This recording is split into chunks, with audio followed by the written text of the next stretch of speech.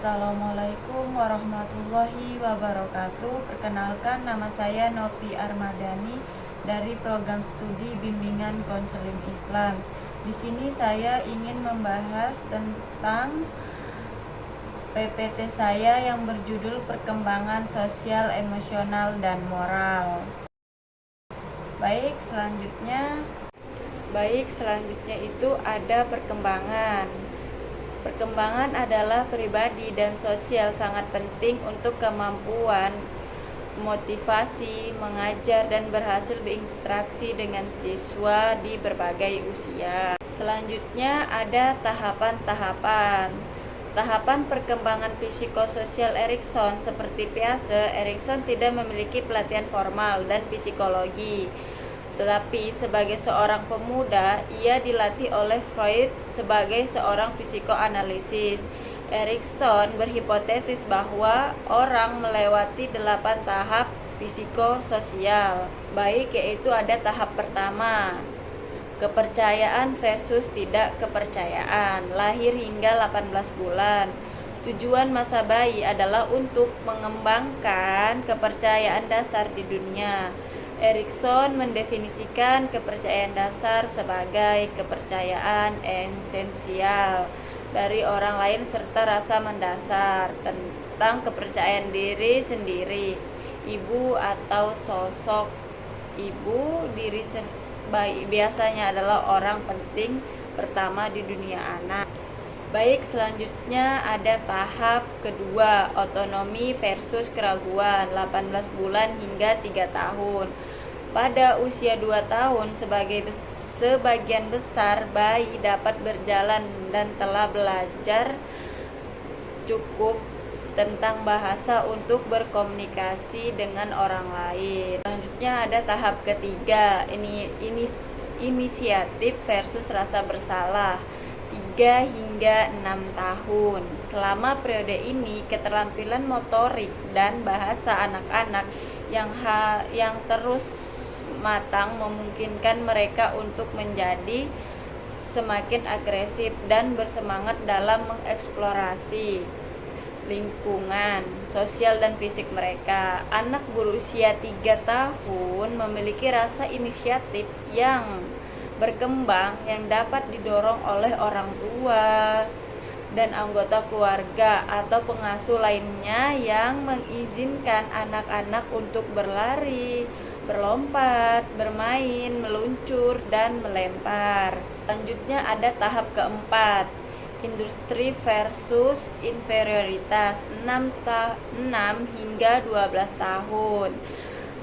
Masuk ke sekolah membawa serta ekspansi besar dalam dunia sosial anak. Guru dan teman sebaya semakin penting bagi anak, sementara pengaruh orang tua berkurang.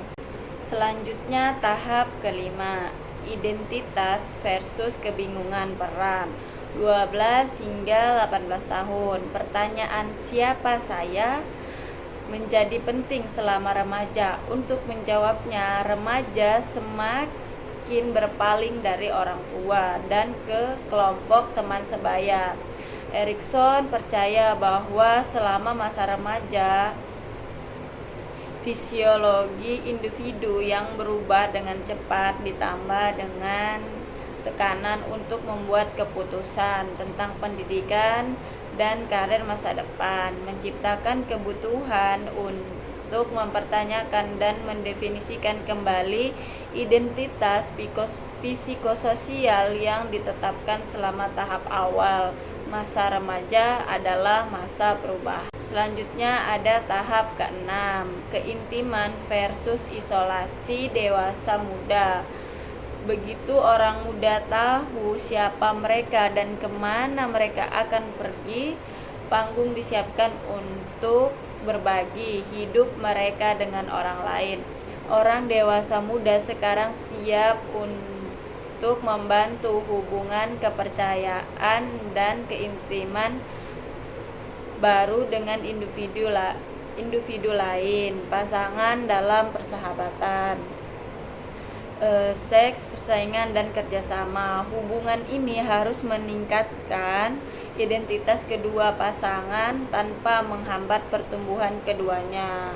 Orang dewasa muda biasanya itu mencari keintiman seperti itu, atau yang percobaan berulang kali gagal dapat mundur ke dalam isolasi. Tahap ketujuh, generativitas versus penyerapan diri atau dewasa pertengahan.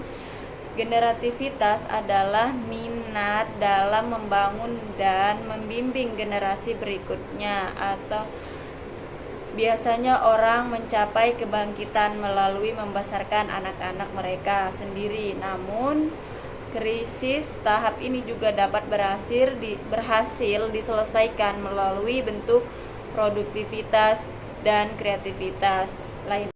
Selanjutnya ada tahap ke-8, integritas versus keputusan atau dewasa akhir.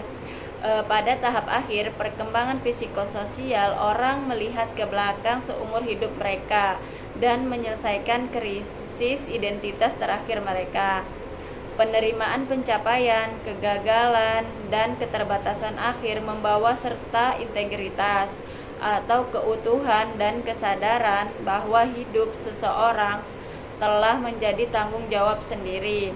Finalitas kematian juga harus dihadapi dan diterima. Tahapan perkembangan pribadi dan moral. Ketika orang mengembangkan kemampuan kognitif mereka, pemahaman mereka tentang masalah moral juga menjadi lebih canggih. Anak-anak kecil lebih kaku dalam pandangan mereka tentang benar dan salah daripada anak-anak yang lebih tua, dan orang dewasa cenderung melakukannya. Untuk mengeksplorasi perkembangan moral, Piaget mengajukan 2 cerita kepada anak-anak yang lebih tua dan lebih muda. Piaget melabeli pertama pengumuman moralitas heteronom. Ini juga disebut tahap atau realisme moral atau moralitas kendala. Heteronom berarti tunduk pada aturan yang dipaksakan oleh orang lain.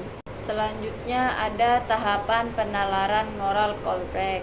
Penalaran moral Kohlberg ini tentang penalaran moral adalah elaborasi dan penyempurnaan dari Piaget. Seperti Piaget, Kohlberg mempelajari bagaimana anak-anak atau orang dewasa bernalar tentang aturan yang mengatur perilaku mereka dalam situasi tertentu. Kohlberg tidak mempelajari permainan anak-anak, melainkan menyelidiki tanggapan mereka terhadap serangkaian situasi, struktur, atau dilema moral. Yang paling terkenal adalah sebagai berikut. Di Eropa, seorang wanita hampir mati karena kanker. Tahapan penalaran moral Kohlberg. Ketika orang mempertimbangkan dilema moral, penalaran mereka yang penting, bukan keputusan akhir mereka. Menurut Lawrence Kohlberg, dia berteori bahwa orang maju memulai 3 tingkat saat mereka mengembangkan kemampuan penalaran moral. Selanjutnya ada tingkat prakonvensional. Aturan ditetapkan oleh orang lain. Tahap pertama, orientasi hukuman dan kepatuhan. Konsekuensi fisik dari tindakan menentukan kebaikan atau keburukannya. Tahap kedua, orientasi relativis instrumental. Yang benar adalah apapun yang memuaskan kebutuhan sendiri dan kadang-kadang kebutuhan orang lain. Unsur-unsur keadilan dan timbal balik hadir, tetapi sebagian besar ditafsirkan dalam gaya Anda menggaruk punggung saya seakan menggaruk punggung Anda. Tingkat konvensional, individu mengadopsi aturan dan kadang-kadang akan mensubordinasikan kebutuhan sendiri dari kebutuhan kelompok. Harapan keluarga, kelompok, atau bangsa dipandang berharga dengan hak sendiri terlepas dari konsekuensi langsung dan jelas. Tahap 3, orientasi good boy, good girl. Perilaku yang baik adalah apapun yang menyenangkan atau membantu orang lain dan disetujui oleh mereka. Seseorang mendapatkan persetujuan dengan bersikap baik. Tahap 4, orientasi hukum dan ketertiban. Benar adalah melakukan tugas seseorang menunjukkan rasa hormat terhadap otoritas dan memelihara tatanan sosial yang diberikan demi kepentingannya sendiri. Tingkat pasca konvensional, orang-orang mendefinisikan nilai-nilai sendiri dalam hal prinsip-prinsip etika yang telah mereka pilih untuk diikuti. Tahap 5, orientasi kontrak sosial. Apa yang benar didefinisikan dalam hal hak individu umum dan dalam hal standar yang telah disepakati oleh seluruh masyarakat. Berbeda dengan tahap keempat, hukum tidak dibekukan.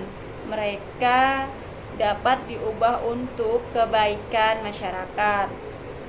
Tahap keenam, orientasi prinsip etika universal.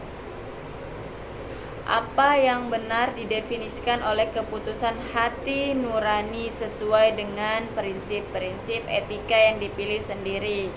Prinsip-prinsip ini abstrak dan etis atau seperti aturan emas, bukan resep moral khusus atau seperti 10 perintah. Selanjutnya itu ada sebagai seorang guru, Anda bertanggung jawab tidak hanya atas prestasi akademik anak-anak Anda. Anda juga berusaha untuk mengembangkan kaum muda yang sehat secara sosial dan emosional. Seperti aspek perkembangan lainnya, perkembangan sosial dan emosional bergantung pada pengalaman yang diberikan oleh sekolah dan keluarga, tetapi mereka juga mengikuti pola yang diprediksi. Bagian berikut membahas bidang-bidang pembangunan kritis ini. Perkembangan sosial emosional selama tahun prasekolah kehidupan sosial anak kecil berkembang dengan cara yang relatif dan dapat diprediksi. Mengembangkan keterampilan sosial emosional, Anda banyak pendekatan untuk mengembangkan keterampilan sosial emosional di antara anak-anak dan remaja. Baik, itu saja yang dapat saya sampaikan. Kurang dan lebihnya saya mohon maaf. Sekian dan terima kasih. Wassalamualaikum warahmatullahi wabarakatuh.